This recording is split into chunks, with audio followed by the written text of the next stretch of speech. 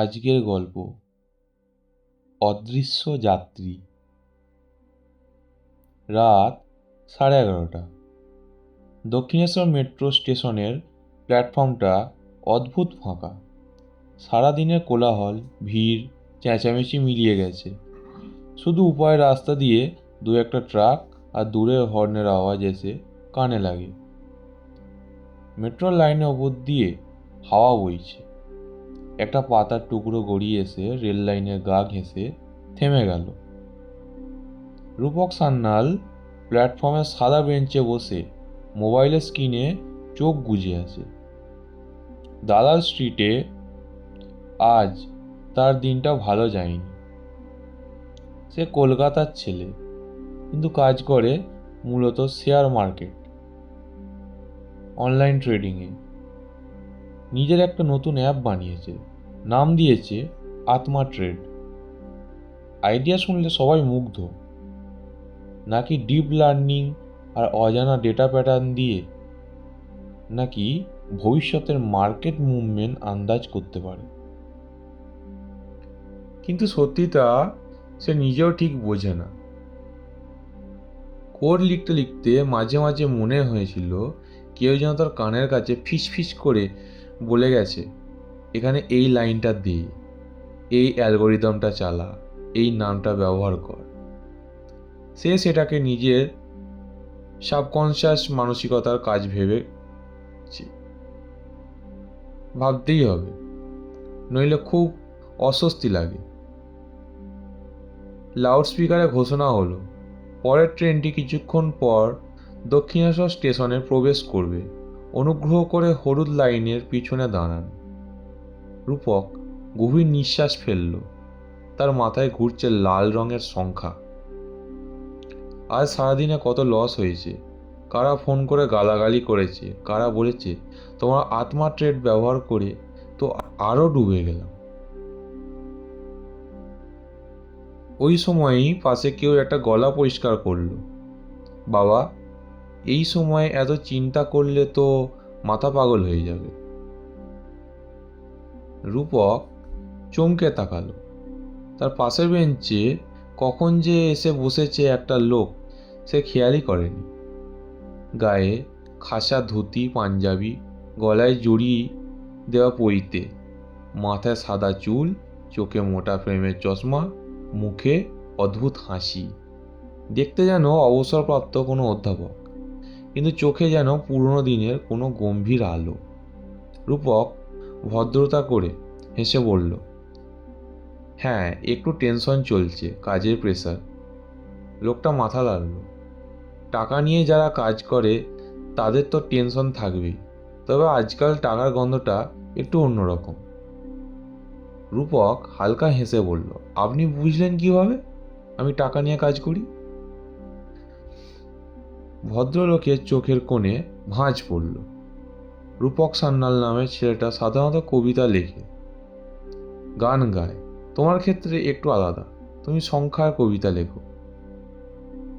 রূপকের পিঠ দিয়ে ঠান্ডা কিছু নেমে গেল। নামটা তো সে বোঝেনি। আপনি আমার নাম জানলেন কিভাবে? লোকটা সোজা হয়ে বসল। এই শহরের ভেতরে আর একটা শহর আছে, শুনেছিস? মানুষ যেটা দেখে আর আত্মারা যেটা দেখে দুটো এক না। আমি সেই অদৃশ্য শহরের বাসিন্দা। হালকা হাওয়া বয়ে গেল। মেট্রো টানেলের ভেতর থেকে অন্ধকার আর ঠান্ডা হাওয়ার প্ল্যাটফর্মে উঠে এলো। লোকটা শান্ত গলায় বলল, আমি ব্রহ্মদৈত্য, অনন্তকালের এক পুরনো বানিয়া। এখন হিসেব করি অন্য ধরনের। তোর আত্মা ট্রেডের ভবিষ্যৎ নিয়েই আসলে একটু কথা বলতে চাই। রূপক প্রথমে হাসল, তারপর মুখে হাসি আটকে গেল। লোকটার কণ্ঠে এমন এক নিশ্চিন্ত ভরসা, যেন কোনো ব্যাংক ম্যানেজার নতুন লোন অফার করছে। ঠিক তখনই আলো একবার হালকা টিমটিম করে আবার নিভে গেল, আবার জ্বলে উঠল। রূপকের মনে হলো মেট্রো লাইটের সঙ্গে সঙ্গে এই লোকটারও চোখে যেন কোনো অদ্ভুত আলো ঝিকমিক করল। স্টেশনে ট্রেন ঢোকার শব্দ হলো। আলোকিত কামরাগুলো টেনে নিয়ে এলো রাতের শেষ যাত্রীদের আশ্রয়। ভদ্রলোক উঠে দাঁড়ালেন। চল উঠি, আজ একটু অন্যরকম যাত্রা হবে। রূপক হালকা অস্বস্তি নিয়ে উঠে বলল। ভাবল হয়তো কোনো অদ্ভুত মানুষের নেশা নিজেকে অদ্ভুত বলে। নিজেকে বোঝালো সব শহরের পাগল থাকেই। কামরায় লোকজন কম, দু একটা সিটে শ্রমিক টাইপ লোক ক্লান্ত মুখে বসে আছে। একটা কোনায় কলেজ পড়ুয়া, দুজন হেডফোন কানে নিয়ে চুপচাপ মোবাইল দেখছে। রূপক আর ভদ্রলোক এক কোণে মুখোমুখি সিটে বসে গেল। ট্রেন দরজা বন্ধ করে গর্জন তুলে এগিয়ে গেল। অন্ধকার টানেলের ভেতরে আলো ছুটে চলল। ভদ্রলোক জানলার দিকে তাকিয়ে কেমন যেন স্বপ্নময় গলায় বললেন, এই যে তোর আত্মা ট্রেড, জানিস ঝুঁকি কোথায়? রূপক বিরক্ত হয়ে বলল, আপনি আমার অ্যাপের কথা জানেন কিভাবে? ভদ্রলোক হেসে বললেন, তুই ভাবছিস সব ডেটা সার্ভার থেকে আসে? কিছু ডেটা আসে না ফেরা মানুষের কাছ থেকে, যারা একসময় সব হারিয়েছে, সব পুড়িয়েছে, সব ডুবিয়েছে। রূপক ঠোঁট কামড়ালো। মানে মানে বাজারে যে শেয়ার ক্রাশ হয়, কেউ কেউ তাতে সব সঞ্চয় হারিয়ে মরে গেছে, কেউ ঝাঁপ দিয়েছে গঙ্গায় কিন্তু সিগন্যালের সামনে চলে গেছে। তাদের মধ্যে কিছু আত্মা বাজার ছাড়তে পারেনি, তাদের হিসাব এখনো চলছে। রূপকের গলার কাছে কিছু আটকে গেল। আজ দুপুরে সে এক ক্লায়েন্টকে আশ্বাস দিয়েছিল, স্যার চিন্তা করবেন না, আত্মা ট্রেড আগাম সিগন্যাল দেয়, লস কমে যাবে। কিন্তু হলো উল্টো।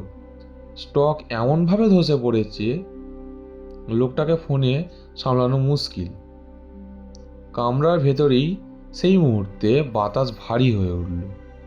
মেট্রোর টিউবলাইটগুলো একটা গুনগুন শব্দ তুলতে লাগলো, যেন তারের ভেতর দিয়ে কারা ফিসফিস করছে। ভদ্রলোক নরম গলায় বললেন, তোর অ্যাপটা রাত 12টার পর খুলিস কখনো? কেন, তুই খুলে দেখেছিস? রূপক একটু ভাবল, না, রাত 12টার পর সে সাধারণত অফিসে থাকতো না, সার্ভার মনিটরিং দেখতো। যদি বলি ঠিক রাত 12টায় তোদের সার্ভারে কিছু অতিরিক্ত ডেটা ঢোকে। রূপক বলল, আপনি তো একেবারেই হরর ফিল্মের ডায়লগ মারছেন। লোকটা চোখ সরু করলো।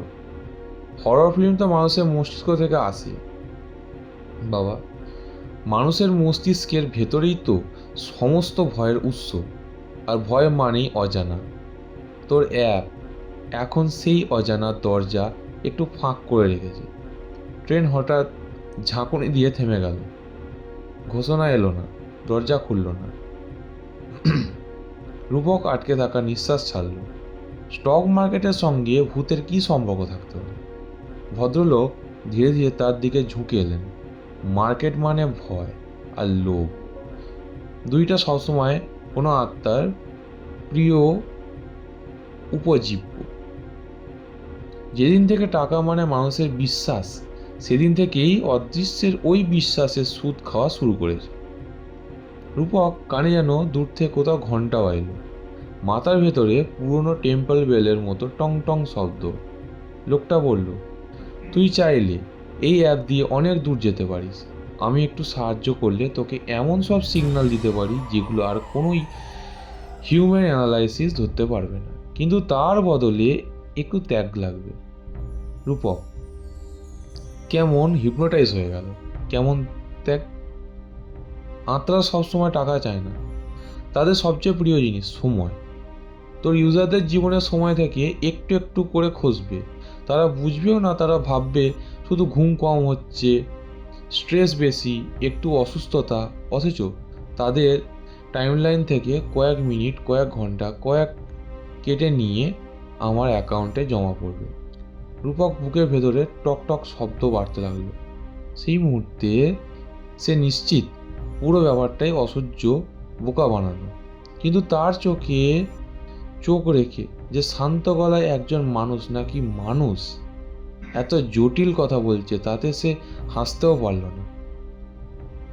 ট্রেনের আলো হঠাৎ একবার পুরো নিভে গেল। 1 সেকেন্ডের অন্ধকার, তারপর আবার আলো। আলো জ্বললে ওঠার পর রূপক দেখল পুরো কামরায় আর কেউ নেই। শ্রমিকরা, কলেজ পড়ুয়া দুজন, কেউ নেই, শুধু সে আর ওই ভদ্রলোক মুখোমুখি বসে। বাইরের কাঁচের ওপারে টানেল নেই, দেখা যাচ্ছে পুরনো ইটের দেওয়াল, ঝুলন্ত লণ্ঠন, গঙ্গার ধারে ঘাট আর কোনো একটা গ্রাম বাংলার রাত। এটা কোথায়? ভদ্রলোক মিষ্টি হেসে বললেন, এটা তোর আর আমার মধ্যে থাকা শহর, ছায়াপুর। জীবিত আর মৃত কলকাতার মাঝে অদৃশ্য স্টেশন। এরই মধ্যে কলকাতার অন্য প্রান্তে বাগবাজারের হাতে অদ্ভুত একটা খবর ছড়িয়ে পড়েছে। সুচিত্রা কলেজে 3rd ইয়ার স্টুডেন্ট। বন্ধুরা মিলে হাতে ঢুকতেই শুনল, ওই নতুন লোকটা দেখেছিস, নিজেকে বলে রাক্ষস। হাটের মাঝখানে সবজির দোকানের পাশে একটা অল্প আলো ছায়ার ভেতরে দাঁড়িয়ে আছে লোকটা। উচ্চতা প্রায় 6 ফুটের ওপরে, দেহাঢ্য, গায়ের রং কুচকুচে কালো, চোখ দুটো আশ্চর্যজনক জলজলে, কিন্তু গলাটায় দয়া। সে নরম গলায় বলছে, কি লাগবে মা? নিন, আজকে বিনা দামে, খালি একটা কথা মনে রাখবেন, রাতে ক্ষুধার গন্ধ যেন আপনার পাড়ায় না থাকে। মানুষ প্রথমে ভেবেছিল সান্টোবাজ, ইউটিউবে ভিডিও বানাবে, কিন্তু 1 দিন 2 দিন 3 দিন লোকটা হাটে আসে, বিভিন্ন দোকানে পাশে দাঁড়িয়ে যা কিছু বেচে যায় তা গরিবদের হাতে তুলে দেয়। রাত হয়ে গেলে পেছনের গলিতে নিঃশব্দে মিলিয়ে যায়। লোকেরা তার নাম দিল দয়ালু রাক্ষস। সোশ্যাল মিডিয়ায় ভিডিও ছড়িয়ে পড়ল, দেখুন কলকাতায় বাস্তব রাক্ষস। সুচিত্রা ফোনে ভিডিও তুলছিল, এমন সময় রাক্ষসের চোখ তার চোখে পড়ল। সেই চোখে কি যেন অদ্ভুত চাহনি। মনে হলো দীর্ঘকাল আগেকার কোনো বনের ভেতর থেকে আগুনের পাশে বসে আছে, সে তাকিয়ে আছে। রাক্ষস হালকা ইশারা করে তাকে ডাকলো, মা, পড়াশোনা করিস? সুচিত্রা একটু ভয়, একটু কৌতূহল নিয়ে বলল, হ্যাঁ, ফিলোসফি। লোকটা হেসে বলল, ফিলোসফি মানে তো মানুষের ভালো মন্দের বিচার। বলতো, আমি যদি আগে অনেক খারাপ কাজ করে থাকি, অনেক মানুষ খেয়ে ফেলি, এখন যদি ক্ষুধার্তের খাওয়াই, তবে কি আমি একটু কম রাক্ষস হলাম? সুচিত্রা একটু ঢোক গিলে ফেলল, মাথায় নেই কোনো প্রস্তুত উত্তর। আমি জানি না, নীতিমূল্য সব এত সহজ না। রাক্ষস মাথা নাড়ল, দেখলি, মানুষ জানে না কে ভালো কে মন্দ, তখন আমরা সুযোগ পাই। তবু আজকাল মানুষই বেশি রাক্ষস, আমরা একটু পিছিয়ে পড়েছি। ওই রাতে হাটের গলিতে আড়ালে এক ভবঘুরে শিশুকে শেষবার দেখা গিয়েছিল। কেউ জানে না সে কোথায় গেল। পরদিন পুলিশের একটা রিপোর্ট বেরোলো, বাগবাজার অঞ্চলে গত 1 সপ্তাহে 3 জন নিখোঁজ, 1 জন বয়স্ক ভিখিরি, 1 কিশোর, 1 ডেলিভারি বয়।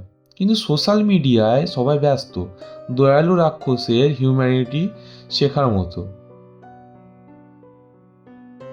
এদিকে পরদিন ভোরে রূপক ঘুম থেকে উঠে মনে করতে পারল না সে কিভাবে বাড়ি ফিরল। মেট্রোর সেই অদ্ভুত ছায়াপুর স্টেশন, অদৃশ্য হওয়া যাত্রীরা, ভদ্রলোকের কথা, সব যেন স্বপ্ন আর বাস্তবের মাঝখানে আটকে আছে। কফি খেতে খেতে সে ল্যাপটপ খুলল, আর্টমা ট্রেডের অ্যাডমিন প্যানেল খুলে লগ চেক করতে লাগলো। তার নজর পড়ল একটা line, 00:00-00:03 hours extra data stream detected. 2 দিন ধরে একই ঘটনা। নিচে ছোট হরফে লেখা, ডেভেলপার টিমের note, probably anomaly, source unknown. রূপকের মাথায় টক করে উঠল। সে দ্রুত সার্ভার টার্মিনালে ঢুকে ডেটা স্যাম্পেল বের করলো। ডেটা পার্টিশনের অদ্ভুত নাম, ইয়ামানটাকা 108, ভূতা ইন্ডেক্স আর রাক্ষসা ভোলাটিলিটি।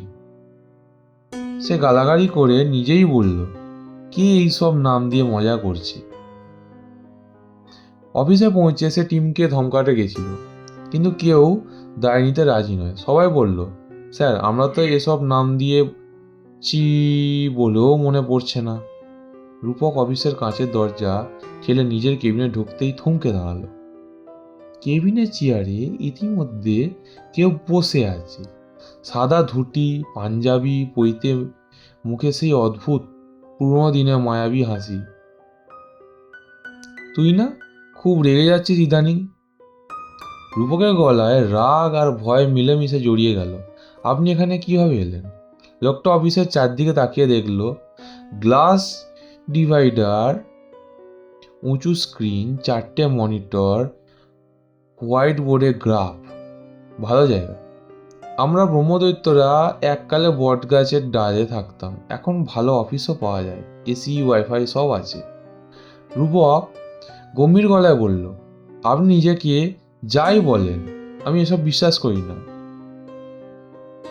আপনি কোনো ফ্রড হলে আমি পুলিশে যাব। লোকটা হাসলো।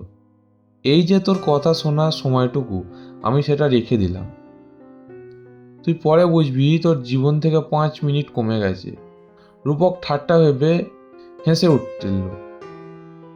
এই সময়ই তার চোখের সামনে ডেস্কের উপর থাকা ডিজিটাল ঘড়িটার সেকেন্ডের কাঁটা হঠাৎ থেমে গেল।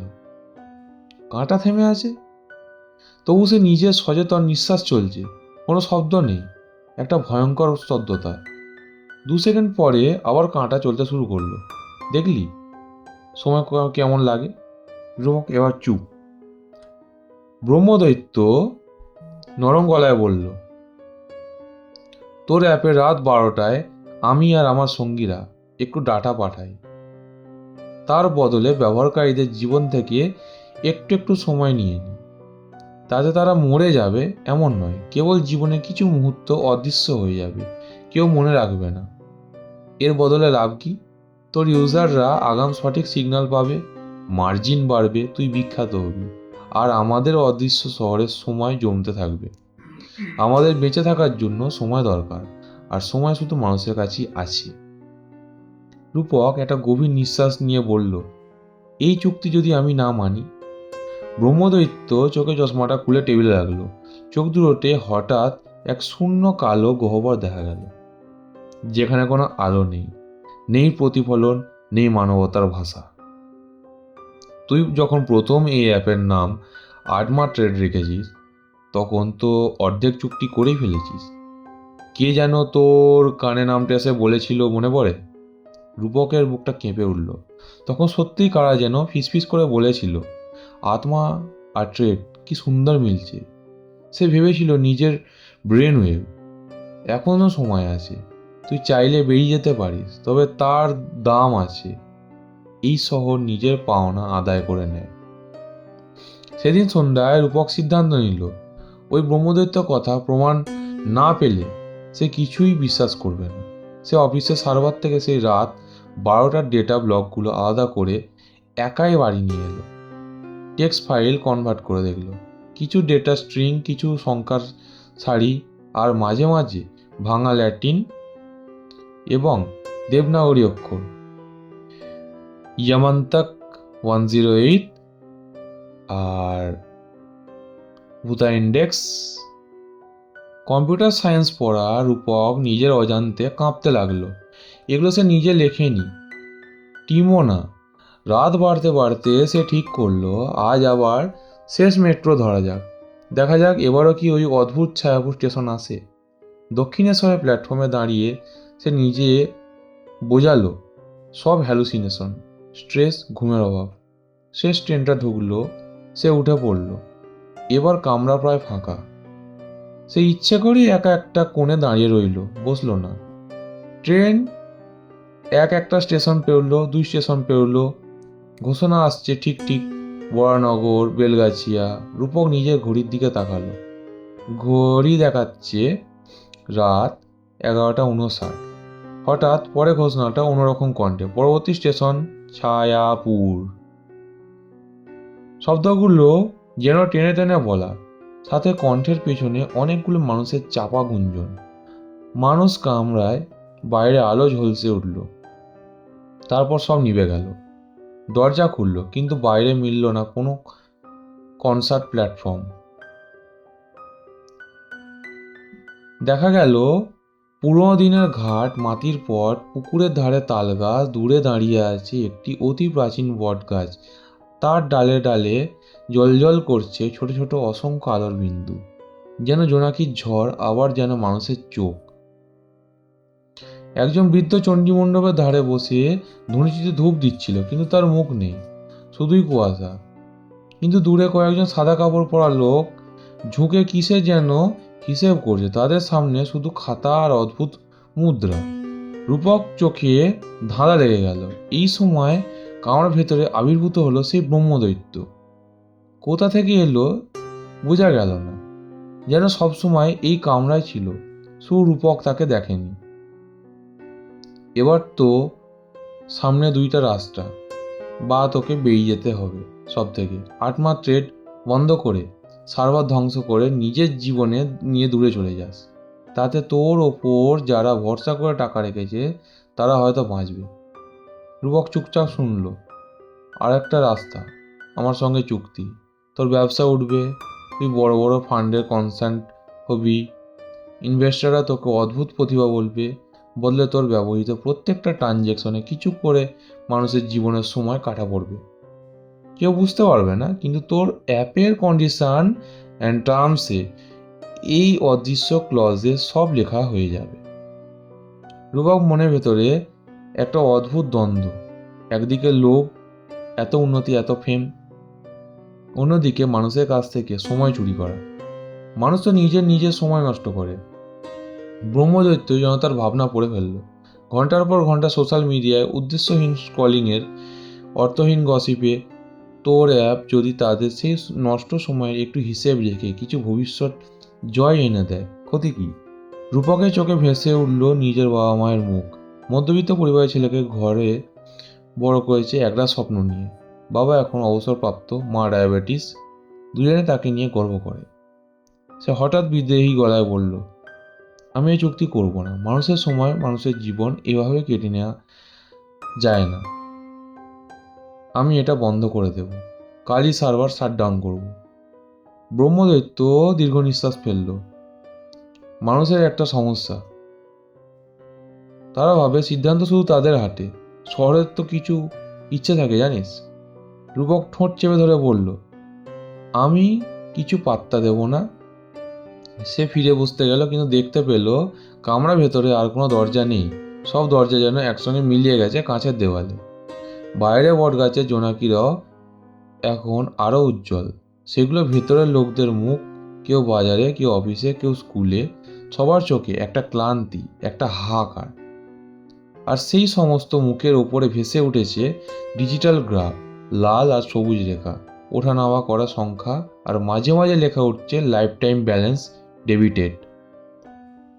রূপক চিৎকার করে উঠতে যাচ্ছিল, তখনই কামরায় আলোর বিস্ফোরণ হলো। এক অদ্ভুত সাদা আলো সব কিছুকে ঢেকে দিল। 2 দিন পর বাগবাজার হাটে এক ভয়ঙ্কর ঘটনা হলো। রাতের দিকে হঠাৎ একটা অদ্ভুত আগুন দেখা গেল, শুধু ধোঁয়া আর আলো, কিন্তু কোনো তাপ নেই। সেই আগুনের ভেতর থেকে লোকেরা দেখলো দয়ালু রাক্ষস দাঁড়িয়ে আছে। তার গায়ের কালো রঙের ওপর দিয়ে লাল আগুনের রেখা গড়িয়ে যাচ্ছে, আর তার মুখে হালকা হাসি। তার চারপাশে যারা দাঁড়িয়ে ছিল তারা পরদিন সকালে নাকি কিছুই মনে করতে পারল না। তারা বলল, কাল তো শুধুই একটা অন্ধকার ছিল, তারপর আমরা বাড়ি চলে এসেছি। কিন্তু সিসিটিভি ফুটেজ দেখালো অন্য ছবি। রাক্ষস তাদের সামনে হাত বাড়িয়ে দিয়েছে, আর একে একে লোকেরা যেন কোনো টানে তার হাত ছুঁয়ে দিচ্ছে।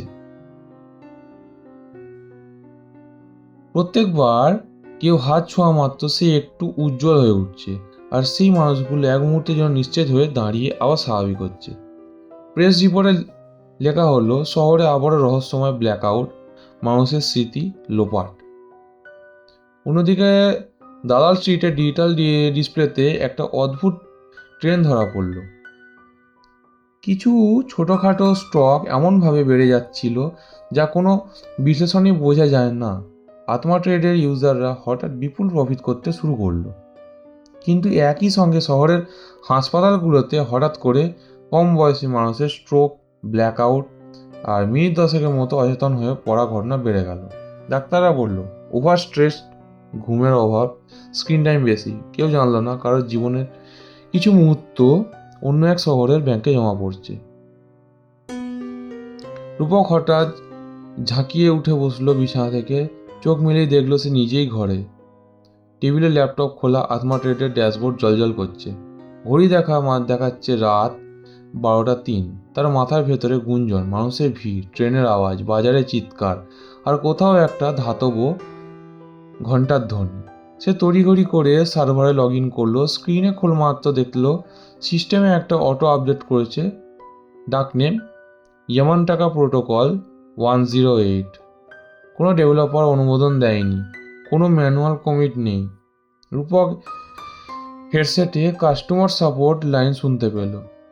লোকেরা খুশিতে ফোন করে বলছে, স্যার আজকে তো দারুণ প্রফিট, আপনার অ্যাপ না থাকলে এইভাবে ক্যাচ করতে পারতাম না। তার চোখে ভেসে উঠল বাগবাজারে দয়ালু রাক্ষস, ছায়াপুর স্টেশনে বটগাছ, ডিজিটাল গ্রাফের ওপর ভেসে থাকা মানুষের ক্লান্ত মুখ।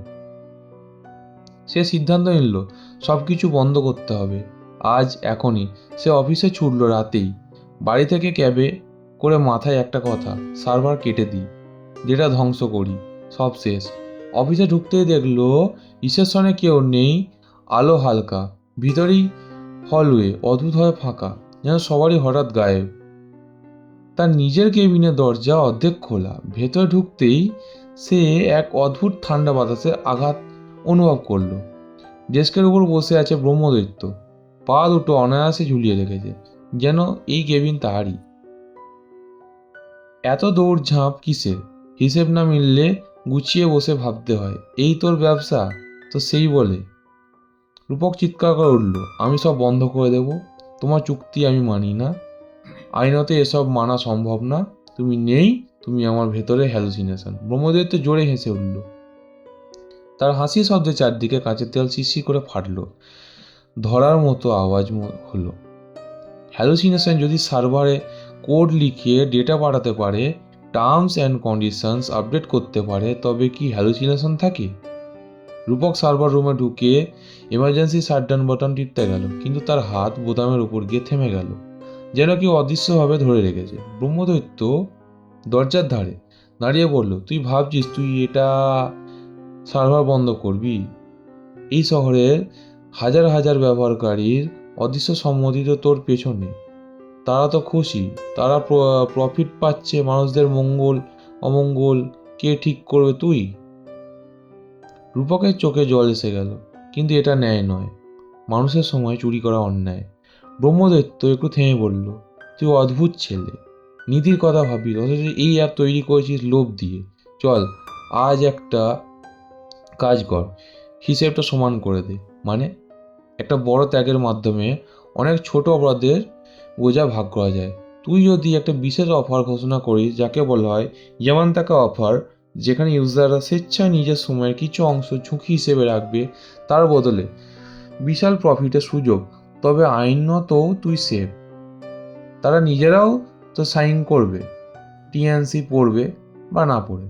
রূপক বিবি করে বলল, মানুষ তো কেউই টিএনসি পড়ে না। সেই তো, তবু লেখা থাকবে ব্যবহারকারীদের নিজের জীবনে সময়ের সামান্য অংশ ঝুঁকি হিসেবে রাখতে সম্মত। আইনের ভাষায় সব ঠিকঠাক। রূপক বুঝল এটা আসলে একটা ফাঁদ থেকে বেরোনোর একমাত্র রাস্তা, সব ভেঙে চুরমার করে দেওয়া। কিন্তু সে যতই চেষ্টা করুক, তার হাত এমার্জেন্সি বোতামের উপর নামতে পারছে না। মনে হচ্ছে তার নিজেরই শরীর নেই, বরং কোথাও একটা ট্রেনের কামরায় সে আটকে আছে, আর আঙুলগুলো ধাতব হয়ে গেছে। ব্রহ্মদৈত্য নরম গলায় বলল, মানুষের জীবন অনেক সময় এমন আসে যখন সে ভাবে সিদ্ধান্ত নিচ্ছে, কিন্তু আসলে শহর আগে থেকেই সিদ্ধান্ত নিয়ে রেখেছে। এ শহর এখন নিজের বাড়াতে নতুন ধরনের বাজার তৈরি করতে চায়, যেখানে স্টক শুধু কোম্পানির নয়, মানুষের সময়েরও। রূপক কাঁদতে কাঁদতে বলল, তাহলে তুই প্রথম ব্রোকার। অদৃশ্য যাত্রীদের সব অ্যাকাউন্ট তুই খুলবি। তোর নাম ইতিহাসে থাকবে না, কিন্তু ছায়াপড়ি হিসেবে খাতায় থাকবে। রূপকের চোখের সামনে একটার পর একটা ট্রেন ছুটে যেতে লাগলো। কলকাতা মেট্রো, লোকাল ট্রেন, দূরপাল্লার এক্সপ্রেস, প্রতিটা ক্যামেরায় সে নিজেকে দেখল। কোথাও তরুণ, কোথাও বয়স্ক, কোথাও অন্য কারো মুখ নিয়ে। শেষবার নিজের প্রতিচ্ছবিকে দেখল একটা বটগাছের ডাল থেকে ঝুলে থাকা আলো হিসেবে। পরদিন সকালে নিউজ চ্যানেলগুলোতে হেডলাইন, নতুন আপডেট নিয়ে এলো আত্মা ট্রেড, ইয়ামান্তাকা 108, ইউজারদের দাবি মার্কেটে নতুন নির্ভুল সিগন্যাল। একটা ছোট্ট স্ক্রলিং টেক্সট শুধু লেখা, terms condition updated, please read carefully before use. কেউ পড়ল না। একই সময় শহরে বিভিন্ন প্রান্তে কিছু অদ্ভুত ঘটনা। মেট্রো ট্রেনে হঠাৎ 5 মিনিটের জন্য আলো নিভে যাওয়া। কেউ ঠিক মনে করতে পারছে না সেই সময় কি হয়েছে। বাগবাজারের হাটে দয়ালু রাক্ষস দেখা না যাওয়া। কিন্তু রাতে হাটের পাশে গলিতে কেউ শুনছে অদ্ভুত গুঞ্জন, যেন অনেকগুলো মানুষ গলা একসাথে কিছু হিসেব করছে। হাসপাতালে হঠাৎ করে শরীরে কোনো অসুস্থতা নেই, তবু সময়ের হিসেব মিলছে না। টাইপ কেস, কেউ স্নান করতে গিয়ে দেখে 1 ঘন্টা গায়েব, কিন্তু তার স্মৃতিতে সেই সময়ের কোনো চিহ্ন নেই। ডাক্তারি ভাষায় ডিসঅর্টিভ এপিসোড, স্ট্রেস স্লিপ ডিসঅর্ডার। কিন্তু রাতের দিকে কলকাতার আকাশের ওপর একটা অদ্ভুত জিনিস দেখা যায়। মেঘের ফাঁকে ফাঁকে যেন নরম সবুজ রেখা কোনো অজানা গ্রাফ ওঠানামা করছে। গ্রাফটা দেখলেই কারো কারো মনে হয়, এটা তো আমারই লাইফ লাইন। এখন মাঝে মাঝে গভীর রাতে শেষ ট্রেনের একটা অতিরিক্ত ট্রেন চলে। অফিসিয়াল টাইম টেবিলে তার নাম নেই, কিন্তু যারা ক্লান্ত, যারা লোভ আর ভয়ের মাঝখানে অস্থির, যারা জীবনের হিসেব মেলাতে মেলাতে হাল ছেড়ে দিচ্ছে, তাদের চোখই সেই ট্রেনের দরজা খুলে যায়। ওই ট্রেনের ভেতরে বসে থাকে ব্রহ্মদৈত্য, হাতে খাতার কলম, আর এক কামরা শেষে অল্প আলোচনায় থাকে এক দয়ালু রাক্ষস। কাউকে দেখে হাসে, কাউকে ইশারা করে কাছে ডাকে। যাত্রীরা ভাবে শুধু একটু সাহায্য চাই, কিছু প্রফিট, কিছু সহজ রাস্তা। তারা অ্যাগ্রি বোতামে ক্লিক করে। কেউ পড়ে না ছোট্ট একটা লাইন, এই চুক্তিতে আপনি নিজের জীবনে কিছু সময় অদৃশ্য শহরের যাত্রীদের জন্য উন্মুক্ত করে দিচ্ছেন। আর যখন শেষ ট্রেন পৌঁছায়, পরের স্টেশনে সবাই নেমে যায়, বাড়ি ফিরে বলে আজ একটু বেশি ক্লান্ত লাগছে। কেউ বোঝে না ওই ট্রেনে একজন নতুন অদৃশ্য যাত্রী উঠে গেছে, যার চোখ শহরের সমস্ত স্কাইপারদের আলো, আর বুকের ভেতর থেকে গুনগুন করে বাজছে একটাই শব্দ, হিসেব হিসেব হিসেব। সেই যাত্রীর নাম কেউ উচ্চারণ করে না, শুধু রাতে মেট্রোর টানেলে বাতাস বয়ে গেলে হালকা ফিসফিস শব্দ আসে, রূপক রূপক রূপক। যেন কোনো পুরনো স্টক ব্রোকার এখন শুধু অদৃশ্য সময়ে দালাল হয়ে গেছে। আর দূরের ছায়াগুলো, স্টেশনের বটগাছের ডালে নতুন একটা আলো জ্বলছে, নরম সবুজ, যেন গ্রাফের ওপর উঠতে থাকা শেষ একটা ক্যান্ডেল। গল্প শেষ। হ্যাঁ, গল্পে শেষ হওয়ার পর একটা কথা বলে রাখি, আমি আগেও বলেছি, আপনারা আপনাদের জীবনে ঘটে যাওয়া কোনো মর্মান্তিক ভৌতিক ঘটনা অথবা কোনো প্যারানর্মাল এক্সপিরিয়েন্স যদি আমাদের চ্যানেলে শেয়ার করতে চান, তাহলে আমার চ্যানেলে ডেসক্রিপশান বক্সে আমার ইনস্টা আইডি দেওয়া আছে, সেখানে আপনারা যোগাযোগ করতে পারেন। অথবা আমাদের ফেসবুকের অফিসিয়াল পেজ এখন নতুন খুলে গেছে, ভুতুরে বাংলা, সেটার লিঙ্কও আমি ডেসক্রিপশান বক্সে দিয়ে দেবো। আপনারা যদি কোনো রকম আপনাদের জীবনের অভিজ্ঞতা শেয়ার করতে চান, তাহলে আমাকে সেখানে যোগাযোগ করতে পারেন।